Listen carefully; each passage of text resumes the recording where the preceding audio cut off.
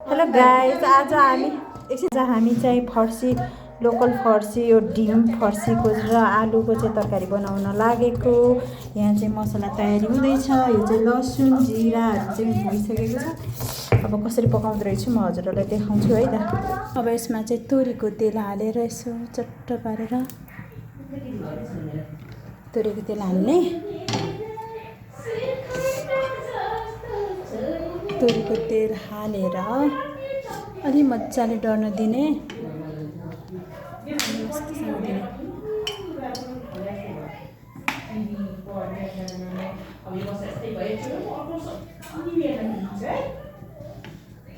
अब यसलाई चाहिँ यसरी यो टमाटर पनि काटेर हाल्नुपर्छ।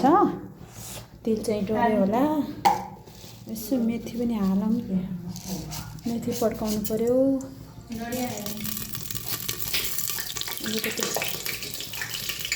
पानी पड्क्यो। अब यो डढिसकेपछि अलिकति ज्वानो चाहिँ पनि हाल्नु पर्यो। ज्वानो अलिकति डढाएँ। अनि यो डढिसके पछाडि चाहिँ मेथी र ज्वानो डढिसक्यो। अब म यहाँ चाहिँ फर्सी र आलु हाल्दैछु। ज्वानो यहाँ पारेर यसरी हाल्छु। कस्तो हुँदो रहेछ है। यसरी खानु होला। मिठो हुन्छ यो राते कद्दु पनि एकदम मिठो हुन्छ। म त यसरी बनाउँछु। तपाईँहरूले चाहिँ कसरी बनाउनुहुन्छ यसो मैले केही कुरामा कमजोरी भएको रहेछ भने सिकाइदिनु ल। मेरो साथीहरू, मेरो सानो दिदीबहिनीहरू, म त यसरी हाल्छु। अब यसलाई चाहिँ यस्तो मजासँग चलाउने। यसरी मजाले चलाउनु पर्यो। यसलाई अलि यस्तो मजाले चलाउने। एकछिन भुट्ने मजासँग। अब यसमा अलिकति चाहिँ थोरै मात्रामा चाहिँ मसला हाल्ने। थोरै, एकदम थोरै।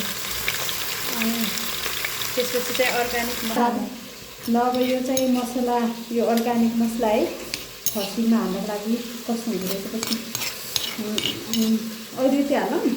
पछि नगर्नुलाई खुलाइदिनु लागि अब पिरोहरू के भ्याउँछ नि सबै हाल पिरो नै यो गर्दा के गरौँ हालौँ है। अब गर्दै अब यो मसलालाई चाहिँ म यसरी हाल्छु। अब लगाएर यसलाई चाहिँ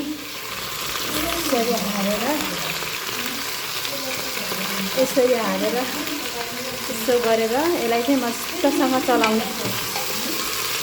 यसलाई चाहिँ यसरी मस्तसँग चलाउने।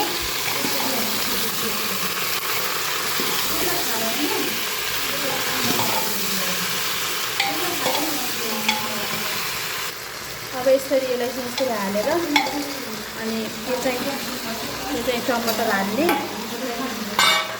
यसरी चलाउने यस्तो मजाले। तपाईँ नुन कति हाल्दा ठिक होला? ल यति हाल्ने। अब यसरी नुन र बेसार हाल्छ। अब यसरी चाहिँ अलिकति यसरी नुनलाई चाहिँ यस्तो छडेर चाहिँ हाल्ने। म यसमा चाहिँ के हालेको छैन भने चाहिँ बेसार। अब यसलाई बेसार चाहिँ यसरी हाल्ने। अनि एकचोटि चाहिँ मजाले चलाउने। एकदम मजासँग चलाउने यसरी।